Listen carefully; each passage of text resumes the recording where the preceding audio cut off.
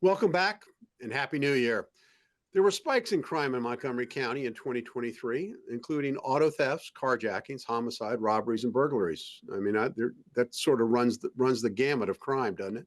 Mike, is our staffing of policy, or is it policies that are contributing to the increase in crime last year? I mean, we've talked about this several times during the year. I mean, where are we headed with this thing?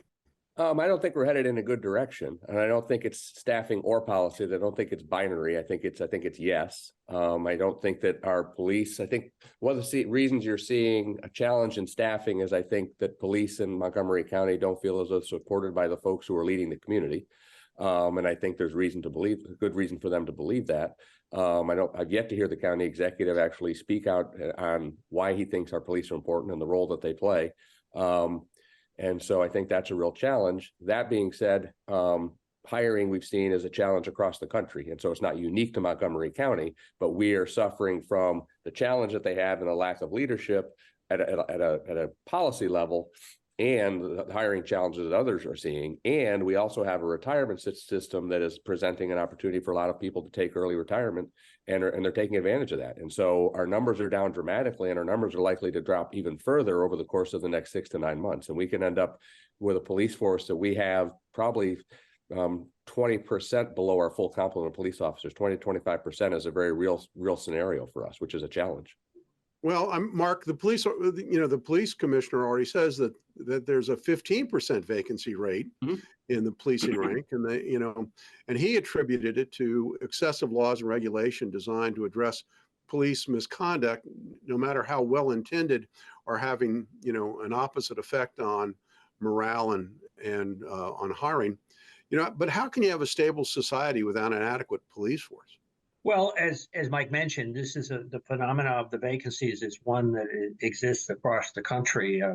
Lots of police forces are struggling with it, and it's disconcerting because it also, for those who want to change the way criminal justice is administered, it's also an opportunity to encourage people who might otherwise not have thought about being police officers to join the force and to see what it takes to see what the challenges are, but if there's potential to re-envision the way policing should be done, it's an opportunity for those people to step up and do it. I think people don't fully appreciate how challenging the job is, and that's perhaps one of the things that is something of a fault line between those who are want to see the police operate in a different way and what police see as their job.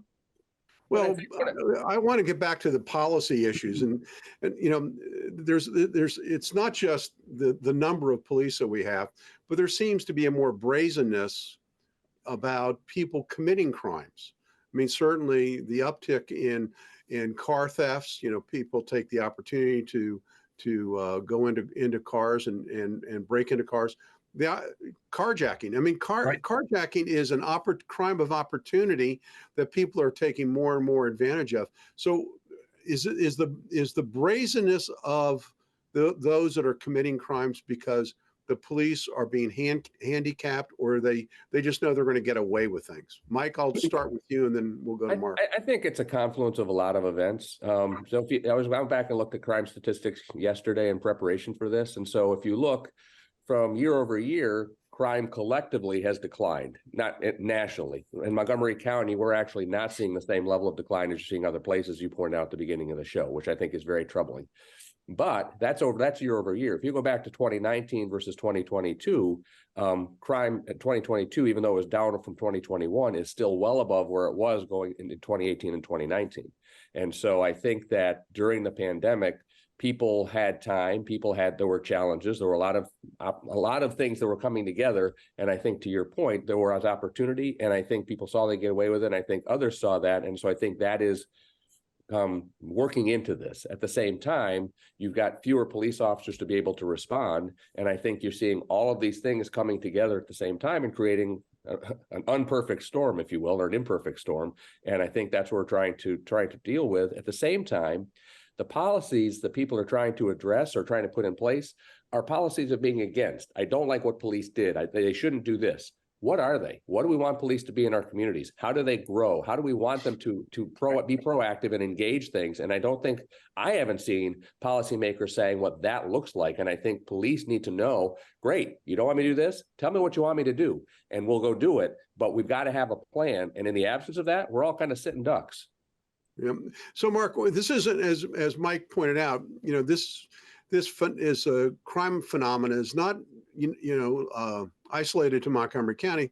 The District of Columbia and Prince George's County are also experiencing these same things. So, is there a lack of leadership that is contributing to this problem?